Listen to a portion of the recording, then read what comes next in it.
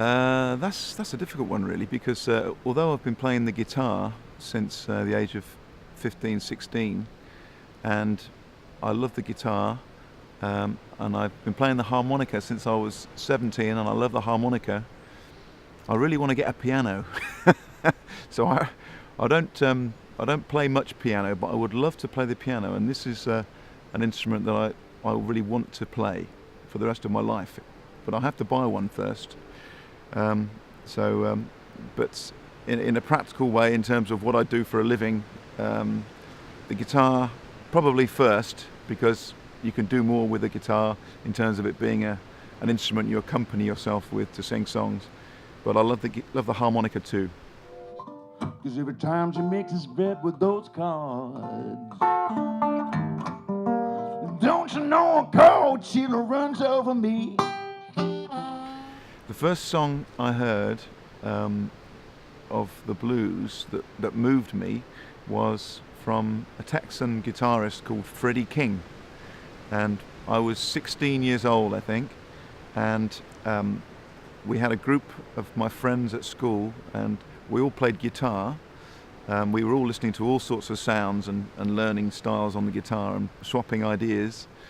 And somebody came along with a Freddie King record, and it completely blew us all away. And I knew then I wanted to play blues. And the man will not let it be.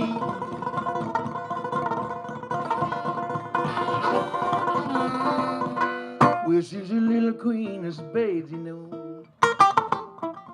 In music, I'm a product of my generation and all the sounds that I grew up with.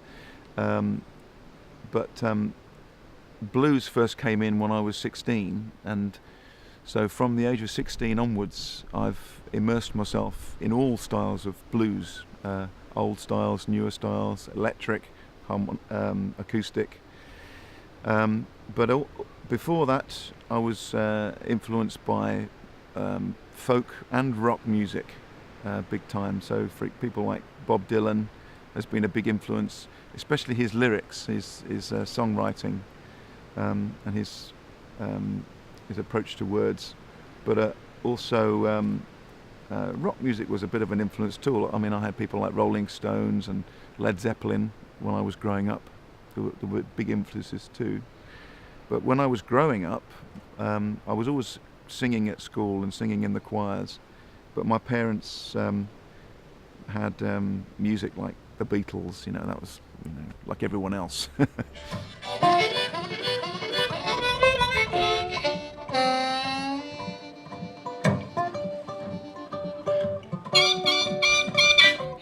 Well, the voice can do all of those things, of course, but the most important thing the voice should do is communicate emotion, So the more and more I sing, and I've been singing for a long time, but I'm still trying to make the most of the voice. The music should be about opening your heart, and the voice, in order to open your heart, the voice must be very, very relaxed. All of your energy flows must be open, and you must feel comfortable with the people you're singing to.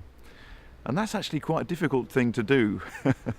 In a way, it's easier to be open with a guitar, especially if it's a loud guitar, and it's easier to be open with a harmonica because it's a much more internal instrument and you can forget about what's going on around you. But singing is just like talking, and you're much more aware of people when you're singing. So opening up your emotions and letting your heart speak from the heart is what you should be doing when you sing. Oh, she's a little queen of spades, don't you know? And the man will not let it be. That's a very difficult one. I think I can only talk about it personally, really, because the world of music is so dependent on business that who knows, what business will decide should be the taste of the future. Blues comes back in and out occasionally when the business world puts it on adverts, or the business world has a new person they can make a lot of money from who happens to sound quite good playing blues. But that's all immaterial, really.